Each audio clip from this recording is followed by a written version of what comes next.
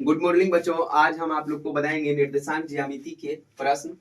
जैसे यहाँ पर प्रश्न है आपका, y का वह मान ज्ञात कीजिए जिसके लिए बिंदु P 2,-3 और Q 10, y के बीच की दूरी 10 मात्रक है।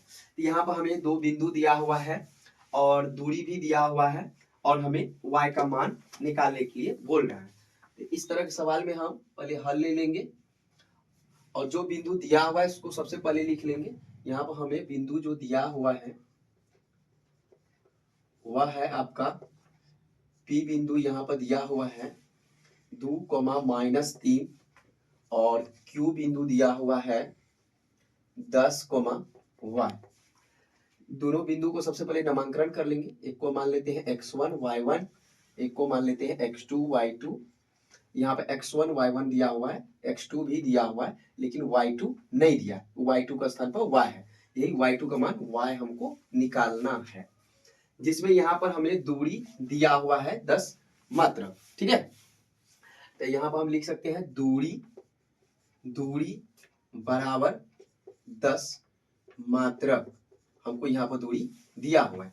अब हम दूरी के जगह पर हम दूरी का सूत्र लिख लेंगे, √x2 - x1 के whole square plus y2 - y1 के होल स्क्वायर बराबर 10।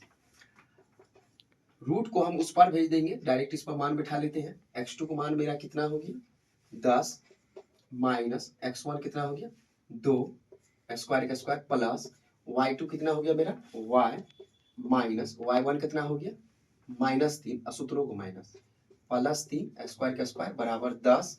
ये रूट हुए पर गया तो क्या बन जाएगा स्क्वायर। तो 10 में से 2 गया 8, 8 का स्क्वायर 64। ये कैसा लग रहा है a प्लस बी का whole square, a square plus b square यानी कि y स्क्वायर, 3 का स्क्वायर 3 या 9 प्लस 2ab, तो 3 दूनी 6y। अब बराबर कितना हो गया 10 का स्क्वायर 100। अब देखिए ज्यादा पावर वाला आगे हो जाएगा y स्क्वायर प्लस 6y। 64 में 9 को जोड़ दीजिए, कितना हो जाएगा 9 4 13, 13 का 3 हाथ में 1, 6 1 7, कितना हो गया आपका 73 प्लस 100। इधर आ जाएगा आपका माइनस में 100, उधर नहीं कुछ होता 0। अब देखिए यहाँ पर हो गया आपका y square plus 6y, minus वाला जाता था माइनस कीजिए, 100 से 73 घटा दीजिए, कितना हो जाएगा आपका 27 बराबर 0। अब क्या करना है, यह मेरा जो यहाँ पर द्विघात समीकरण के रूप में आ गया। अब हम कोई भी विधि से मूल निकाल सकते हैं, जैसे गुणनखंड विधि से या द्विघात विधि से या पूर्ण वर्ग विधि से। तो यहाँ पर हम गुणनखंड विधि का ही प्रयोग कर रहे हैं। जैसे गुणनखंड विधि में शुरू वाला सेम कर दीजिए, बीच वाला को तोड़ना है।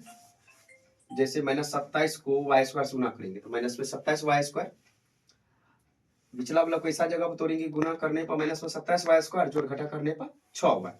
हम यहाँ पर ले लेते हैं प्लस में 9y माइनस में 3y।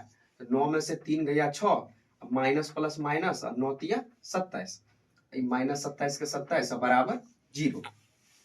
अभी दोनों हम कॉमन ले लेंगे, दोनों में y कॉमन हो जाएगा। यहाँ पे ले लेते y प्लस में ले लेते हैं 9। जैसे y को y से y स्क्वायर, y को 9 से करेंगे तो 9y।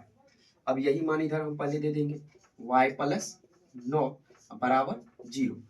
यहाँ पर हम कौन सा अंक लेंगे -3 ले लेते हैं, -3 को y से -3y, माइनस प्लस माइनस 9 तिया 27। अब जो बाहर में है एक बार बाहर वाला सब 0 कर लेंगे। जैसे बाहर में आपका क्या y -3 बराबर 0 कर लेंगे, y -3 ले लिए बराबर 0 कर लिए। तो y बराबर क्या हो जाएगा -3, वो पर गया तो +3। एक बार दोनों डिमांड से वो ले लीजिए, तो y प्लस 9 बराबर 0। तो y बराबर क्या हो जाएगा +9, वो पर जाएगा तो -9। तो y का स्थान पर 3 भी रह सकता है और -9 भी रह सकता है। तो इसको हम यहाँ पर एक जगह करके लिख लेंगे 3, -9, यही आपका आंसर हो गया।